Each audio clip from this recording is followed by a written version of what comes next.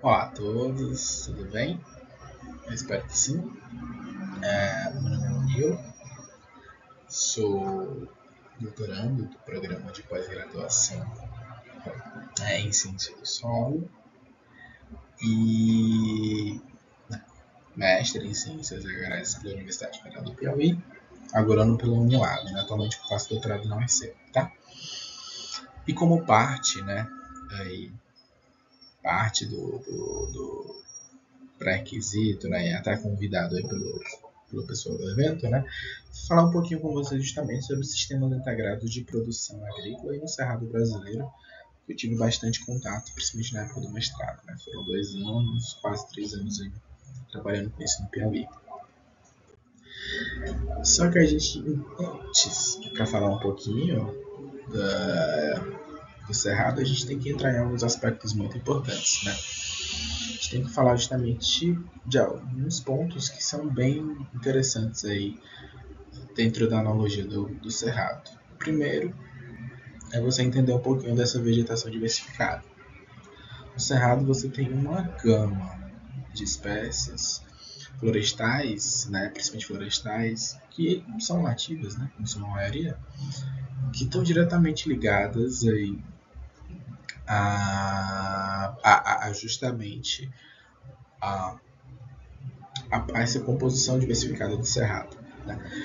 E essa vegetação diversificada, né, ligada a essa quilometragem absurda do cerrado, né, em diferentes estados aí do Brasil, trouxe esse gap, essas ideias, justamente para essa produção agropecuária. Então, em meados de 1970 para 80, você teve uma abertura de áreas, um entendimento absurdo aí do cerrado brasileiro, onde você justamente entendeu é, constante componente agora, componentes na questão do solo, né?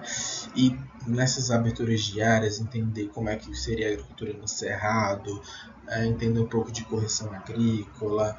Você criou essas fronteiras agrícolas, a mais recente uma Tupima, né? Mas foi uma gama de estudos nessa época dos cerrados, principalmente derivados aí de Minas Gerais, que possibilitou justamente essa importância absurda do cerrado para a cultura brasileira, né? Você tem um cerrado que tem uma pluralidade de estados absurda e que influencia diretamente aí, né, a importância da agricultura brasileira no cenário nacional e internacional. Depois que eu falei um pouquinho, né, dessas fronteiras agrícolas e citei um pouquinho do cerrado, eu queria comentar um pouquinho justamente com você dessa necessidade de integrar. Ah, Murilo, mas por que integrar? Né? Por que integrar é importante? E aí, alguns tópicos aí que eu joguei, algumas notícias que são bem legais, falam desse processo de reabilitação, da importância de você reduzir áreas degradadas no cerrado, e notícias aí da Embrapa, que justamente da divulgação aí de atividades que acontecem no cerrado, desse processo de integração. E aí dentro dessas notícias tem palavras-chave, né, que são bem importantes, que são bem utilizadas. Primeiro, acúmulo de CO2, né? Então, quando você integra, você acumula CO2 muito em função do tipo de componente que você está inserindo. Segundo, você tem uma gestão de estratégia muito boa, né? Você concorda comigo que quando você tem um sistema complexo, né, você vai ter uma atenção muito maior para aquele sistema, já que você vai ter que entender diferentes componentes, e aí você vai ter que ter um olhar muito mais atento, muito mais agudo para cada tipo de componente, como é que eu vou manejar certa coisa, como é que eu vou responder isso, e tentando buscar sempre a máxima produtividade que eu posso utilizar até de bom tom, né, daquele meu solo, daquele meu componente, justamente visando restaurar áreas degradadas por mau uso, né? Então, práticas inadequadas aí de manejo que influenciaram diretamente nessa redução da diversidade ou redução da fertilidade, degradação física naquele solo. Falei dessa integração, mas era importante falar do conceito. Então a gente traz esse conceito com a literatura bem embasada, né? Então trouxe esse conceito de 3 artigos muito bem citados aí da Agronome Sustainable, da Science Total Environment, né? Acho que da Agriculture, E dentro desses artigos que trabalham sobre CIPAs, o conceito é, né, sistemas integrados de produção pode ser definido como a integração de estruturas de cultivo ou de criação de diferentes finalidades em uma mesma área, interligadas por um processo de gestão visando justamente maximizar o uso da terra por meio de produção para diversificar a renda. Então você tem um sistema de integração que, quando você tem diferentes componentes, você pode, desde que tenha uma gestão boa, você tem uma diversidade de renda. Então, você concorda comigo que quando você tem um componente arbóreo, um componente vegetal, um componente arbóreo, um componente animal, um componente agrícola, você vai ter uma diversidade maior e, consequentemente, se gerir muito bem, você vai ter uma diversidade, uma maximização da sua produtividade, na verdade, né? Então, eu estou com um componente arbóreo X, eucalipto, um exemplo, né? E aí, nesse componente, eu consigo manejar ele até uma certa quantidade de tempo, depois eu posso trocar ele. Eu vou vender a madeira, mas eu primeiro, né, plantar mais eucalipto, reabastecer aquela... Reabastecer não. Recolocar naquela área, né, replantar naquela área aquela quantidade X, né? Pode até trocar de cultura e vou vender aquela madeira a preço X, né? Sempre com espécie florestal a gente visa lucratividade a longo prazo, né? E aí, por exemplo, estou com componente arbóreo, estou com componente animal, e aí, né, estou com um alto bem-estar, muita função de sombreamento, tenho uma alta qualidade de carne, estou com produção de leite muito boa. Uma boa produção. Estou com a minha soja produzindo muito bem, vários sacos por hectare, muito em função da ciclagem de nutrientes, já que eu estou rotacionando em diferentes culturas e reciclando nutrientes aí, reduzindo o uso de insumos. Consequentemente, estou gastando menos e produzindo mais. E isso é um dos desafios do Cerrado. A gente tem uma alta expansão agrícola, é um fato, né? A gente tem uma alta expansão agrícola. Então, se a gente tem uma alta expansão agrícola, infelizmente ligadas às práticas inadequadas de manejo, a gente influencia diretamente no desmatamento e na degradação, né? Vocês concordam comigo? Então, se eu estou degradando aquele solo muito em função de práticas queima ou até mesmo uma degradação física, eu estou colocando muito animal por área, estou mexendo muito no solo de uma forma errada, estou fazendo escarificação de forma errada, estou fazendo aração de forma errada, né? Causando uma parte daquele solo, né, compacte. Não estou fazendo a adubação correta, estou retirando muito mais do que eu estou colocando, né? Não estou promovendo a manutenção da biodiversidade, falando da microbiologia do solo, você está degradando aquele solo. E essa resposta ela não pode ser rápida, né? Ela pode demorar, mas quando vem, você acaba reduzindo drasticamente a produtividade, né? Que é muito ruim. Né? Fora o desmatamento, né? Que acho que não precisa se comentar tanto, já é um ponto bem frisado, né? Já que você está retirando a vegetação nativa para implementar outro tipo de cultura agrícola, coloque um sistema que seja interessante, ecologicamente, sabe? Que o produtor ele vai visar lucro e está certo, né? Mas que você consiga manter ou fazer uma manutenção um pouco mais próxima do ideal, ecologicamente falando. E aí, a título de curiosidade, né, que é um ponto muito importante, eu coloquei isso aqui em duas bases de dados, Corpus, não sei se vai estar acordando para vocês, e Web of Science, duas bases de dados muito importantes, estrangeiras, muita gama de artigos muito boa, tá? Então, nessa base de dados eu fiz uma busca aí de artigos ligados à palavra-chave sobre CIPAs. Então, os artigos publicados aí nos últimos anos, 2019 a 2022, mais ou menos, até 2023 mesmo, a gente tem bastante trabalho no Cerrado, a gente tem bastante trabalho no Brasil, né? Aqui, ó, Brasil aqui. A gente tem bastante trabalho com sequestro de carbono, já que eu estou trabalhando com áreas, né? Tem aí a componente arbóreo, eu estou fazendo rotação, então tem uma coluna de palhada muito legal. Tem trabalhos aí que falam bastante de carbono, né? Carbono orgânico total, não só o dióxido, né? Tem trabalhos que falam de nitrogênio, tem trabalhos que falam sobre, né, cerrado brasileiro, qualidade do solo, né? Então, tudo isso está diretamente ligado aos CIPAs. Quando a gente vê trabalho com CIPA e o trabalho é bem manejado, a gente já percebe que aquela área ela vai ter uma curva de crescimento absurdo no sentido biológico, químico e físico. Já que eu falei do conceito, falei com vocês sobre os desafios, falei, né, um pouquinho da introdução da diversificação do cerrado, né, e tal. Vamos falar um pouquinho dos tipos de CIPA, né, que é muito importante.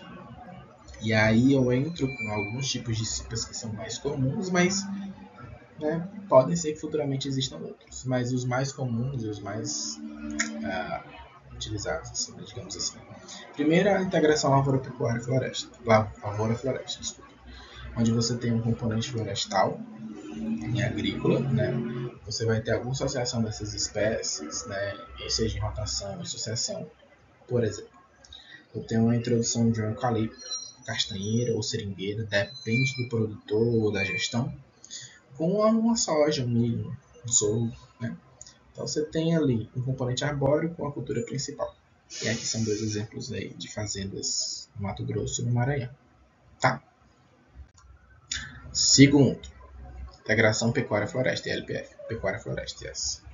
Onde você tem árvores em consórcio com pastagem e a criação de animais. Então, naquele ambiente, eu vou ter mogno, por exemplo, e uma braquiária, um tipo de forrageira, um capim. Que aí o componente animal ele vai entrar em certo período, não precisa ser durante todo ano, pode ser determinado, com certeza vai ser em determinadas épocas do ano, vem na questão de altura, de pasto. E aí você vai ter uma parte que vai estar sombreada, melhorando o que? O bem-estar animal, né? Ponto muito importante. E aí se eu melhoro o bem-estar animal, vou melhorar a qualidade da carne, vou melhorar o que? Vou melhorar a produção de leite. Então sabe que são, né? São vários aspectos que vão se coligando, consequentemente se influencia diretamente na produtividade, né? Ou seja, no dinheiro.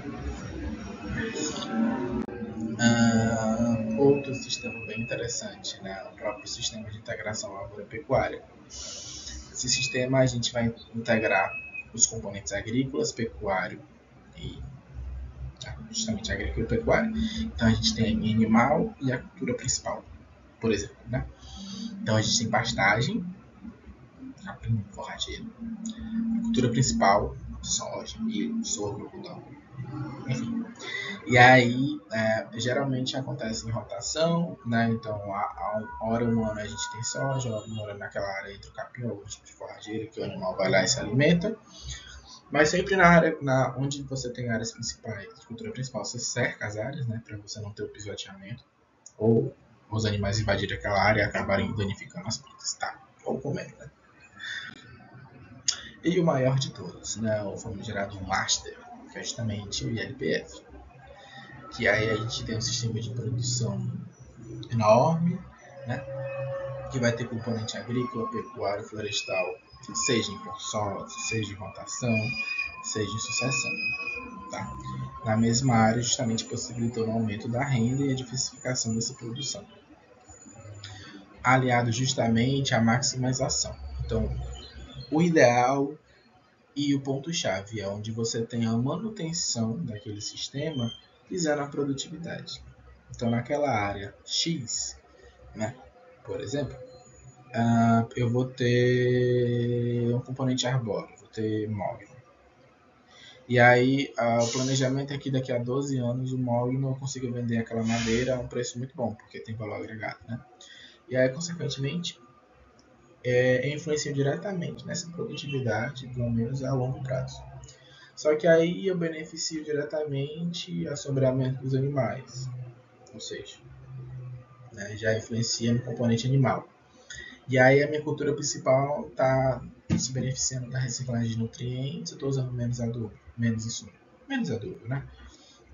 Outro ponto muito importante. Então, é um aspecto muito importante que influencia diretamente na adoção desse tipo de sistema, tá? Já falei dos tipos de sistema, comentei para vocês os conceitos, trouxe alguns artigos, palavras-chave. Aí a gente agora vai entrar no processo de adoção. Não é só eu querer, existem condições que são muito interessantes, né?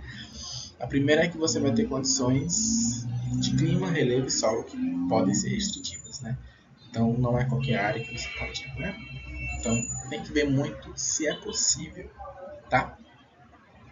Nesse meio, se você conseguir, se dependendo da assistência técnica, da sua capacitação, ou do contrato com um tipo de empresa, seja estadual, ou estadual que eu digo por conta das ATEs, né? Mas assim, uma empresa até no nível particular, você vai ter um laudo que vai, né, possibilitar se existe um processo de adoção ou não. Mas, por exemplo, conseguimos, tenho condições de clima, relevo e solo, ok, consigo fazer a adoção do ciclo. Aí primeiro eu vou estudar o mercado, então outro aspecto. Na verdade é o segundo, né? Vou estudar o mercado. Ok, o mercado ele tem um gap aí, ou seja, eu posso trabalhar com animal e agrícola. Então é ideal que meu sistema tenha componente animal agrícola, sendo um arbóreo opcional. Mas meu mercado, madeira, é um negócio que dá dinheiro e é interessante. Então vamos inserir componente florestal, tá? Então essa aptidão, essa logística, ela é sempre importante. Você estuda o seu mercado, né? Entende como isso pode influenciar na sua produtividade e leva isso para o seu sistema. Por quê? Pode ser que o tipo você vai definir muito em função das suas condições e do seu mercado, mas às vezes você não consegue adotar um CIPA, mas se você conseguir fazer um sistema de plantio direto ou um cultivo mínimo, já beneficia muito a redução de insumos e a própria manutenção biológica daquele solo, física, tá? Então, quando você faz a manutenção ecologicamente daquele solo visando práticas adequadas de manejo, você maximiza também a sua produtividade, tá? Esse é outro ponto importante. Então, seguindo esses três aspectos, né, de ver as condições, a aptidão e escolher o tipo de CIPA, né, que é um processo longo, não é um processo rápido, né, aí você consegue iniciar o processo de adoção. Outro aspecto muito importante, que é o que eu já tinha ensinado para vocês, que é justamente sobre algumas, tanto linhas de crédito como programas de capacitação, né? Então, eu tenho a assistência técnica, seja empresa estatal, como está citado ali, ou particular, que vão dar todo o suporte durante esse processo de capacitação, ou os programas de capacitação da Embrapa, né? O carro-chefe aí trouxe esses sistemas para o Brasil, né? Na verdade, né, criou, fazendo os modelos, unidades demonstrativas, e carro-chefe. E as empresas estaduais, né, dependendo do estado, você podem ter ATEs que sejam mais ativas e que viabilizem diretamente, né, a construção, a idealização e a própria adoção desses sistemas aí na sua propriedade, né? Só que a gente precisa de dinheiro, né? Não é todo produtor que tem esse start inicial para, né, iniciar o CIPA. Então a gente tem duas linhas de crédito para agricultores familiares, porque CIPA não necessariamente é grandes propriedades. Com 5, 6 hectares, dependendo, 1, 2 hectares, você consegue fazer um CIPA em menor escala, mas maximizando a produtividade. Então, para a agricultura familiar, a gente tem esses tipos de linha de crédito, desde que o seu produto, a sua propriedade, ela se adeque diretamente aos módulos fiscais e o que as condições querem, e o plano ABC, né, que é outro tipo de linha de crédito que vai influenciar diretamente que está ligado à questão das emissões de gases de efeito estufa, acúmulo de carbono, né, se encaixando dentro dos requisitos que aí, né, você vai procurar se informar. Você consegue sim empréstimos ou financiamentos, né, a longo prazo e com baixa taxa de juros. Benefícios do CIPA. O que é que o CIPA traz de bom para a gente? Os aspectos ambientais, a gente tem o que? Ciclagem de nutrientes, manutenção da biodiversidade, mitigação do gás de efeito estufa, redução da da abertura de novas áreas, o próprio bem-estar animal e a conservação do solo. Os aspectos sociais. A gente é adaptável tanto para pequenos, médios e grandes produtores, a gente tem redução da sazonalidade, geração de emprego, a gente tem redução da desigualdade, flexibilidade. Você se capacita para entender esse tipo de sistema, já que é um sistema bem complexo. Você acaba tentando entender um pouco de tudo para tentar entender o sistema, né? E um dos principais, se não o principal, o aspecto econômico, né? Você aumenta a eficiência desse uso de recurso natural, aumenta a produtividade, isso é visto em vários artigos, né? E de fato os produtores comentam isso nas fazendas de madeira. Você tem uma produção de madeira, tem um valor agregado, redução de custos com insumos, já que você reduz insumos ou reduz insumos ou reduz a compra de insumos, e redução de custos fixos para animais, né? Dependendo do tipo de sistema que você tem. Bom, a nível holístico, né, para a agronomia, diversificação de culturas deixa o solo mais rico em nutrientes e produtivo. Ponto muito importante. Na pecuária, a presença de floresta proporciona conforto térmico e bem-estar animal. Né? O pessoal da zootecnia. O pessoal da florestal, por meio da fotossíntese, o gás carbônico emitido na pecuária é neutralizado. Isso numa pegada mais ambiental, né? Numa pegada mais econômica, né? A madeira tem um valor agregado absurdo, e isso vai influenciar diretamente na produtividade, na produção, né? Do produtor, que é um aspecto muito importante. Tá bom? Isso quando a gente olha aí o CIPA de uma forma holística, né? Vendo o que a gente pode inserir aí nesse meio, tá? Eu queria falar um pouquinho com vocês sobre rede LPF. Em relação à rede LPF, né? Eu queria comentar com vocês sobre essa questão da própria, na verdade, a questão dos CIPAs em números, né? Que é um ponto muito importante, né? Que a rede LPF está ligada diretamente a essa questão dos CIPAs em números, que basicamente é o crescimento, né, dos últimos anos do ILPF no Brasil, né?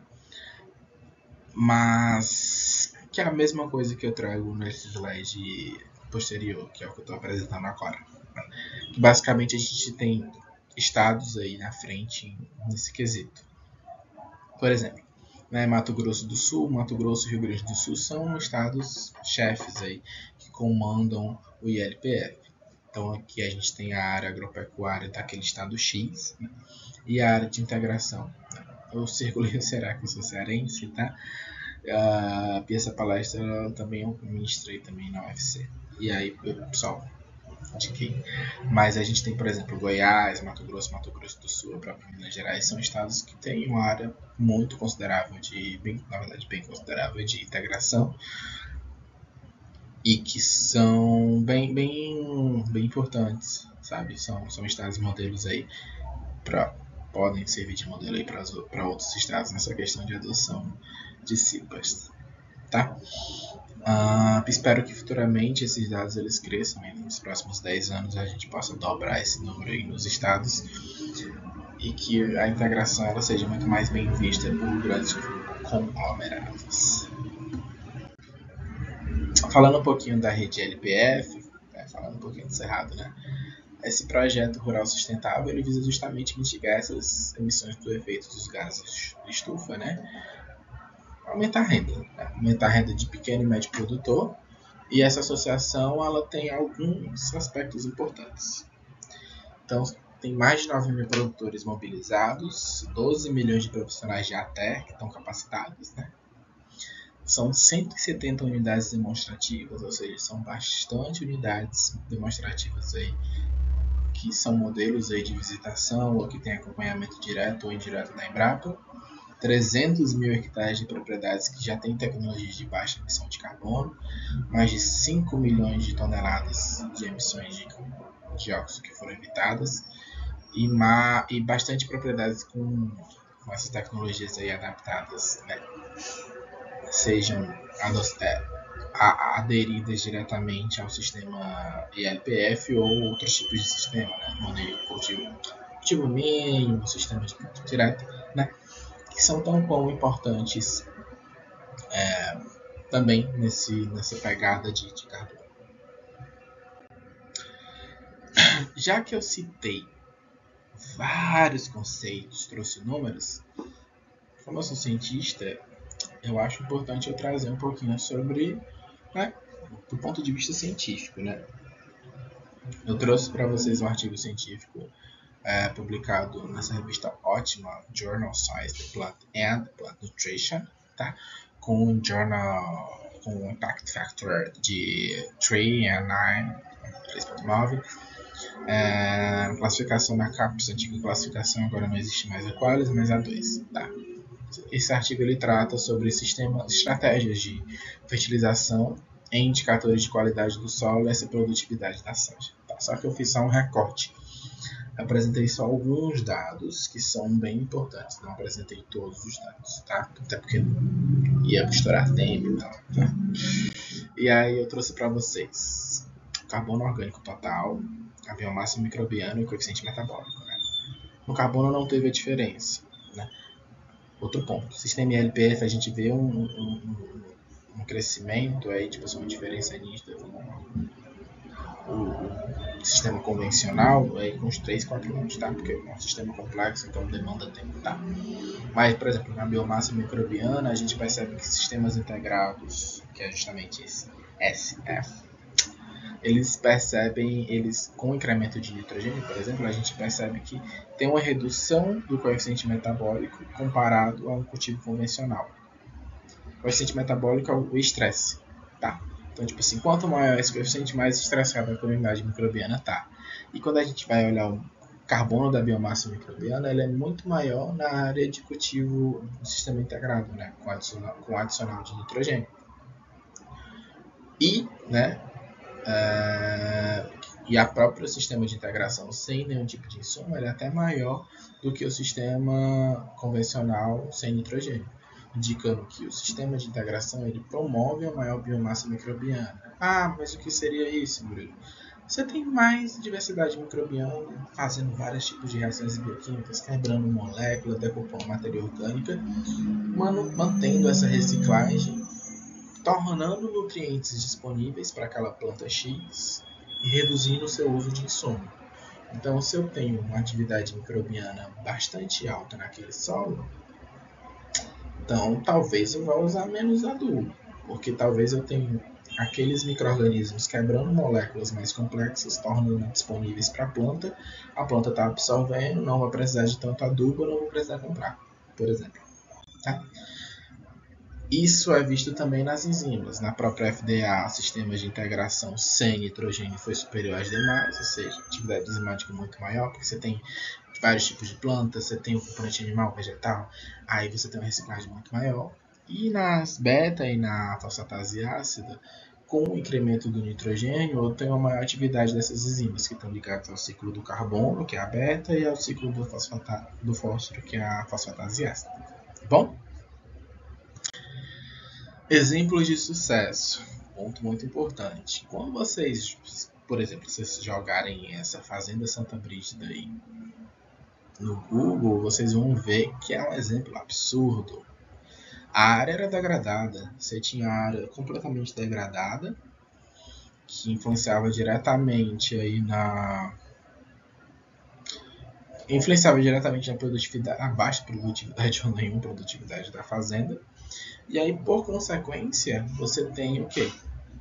Você tem uma mudança absurda. Você tem uma área que não era nada para uma fazenda que virou modelo. Né? Acho que esse LPF, salvo engano, são mais de 10 anos.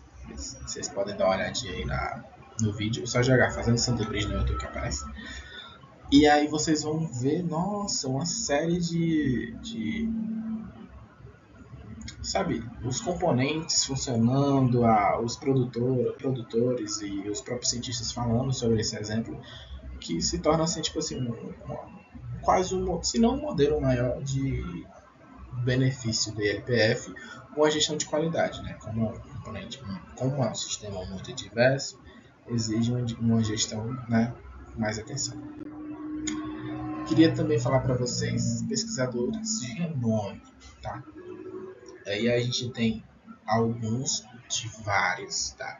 Eu fiz um recorte porque são pessoas que eu já tive algum tipo de contato direto ou indiretamente em palestra e vários trabalhos sobre. Mas o pessoal ali do Piauí, por exemplo, o Marcos Lopes e o Henrique da Embrapa são absurdos, trabalham aí entendendo a questão dos efeitos da emissão de gases, os efeitos na fertilidade desses sistemas, né? Tangriani e o Júlio César aí no Paraná, nossa, entendem sobre ciclagem, o efeito do componente animal, como é que eu posso fazer a adubação, se eu faço antes ou depois, né? Como é que a palhada vai influenciar diretamente, sabe? E Ramon aí em Minas Gerais e o José Henrique, Sergipe, no caso, não, Minas Gerais, Sergipe, né? Feras aí que falam do impacto, né? Tanto no Cerrado de Minas como nos tabuleiros cocheiros ali, né? E como é que eu vou fazer a adoção desses sistemas ali em regiões de Sergipe. Outro aspecto muito legal que eu trouxe para vocês é o próprio EAD da rede LPF, tá? Então, esse EAD ele visa justamente você capacitar profissionais que já atuam, né? E a plataforma ela vai ter vários tipos de conexão. Então, você tem modelos híbridos, modelos remotos e modelos presenciais.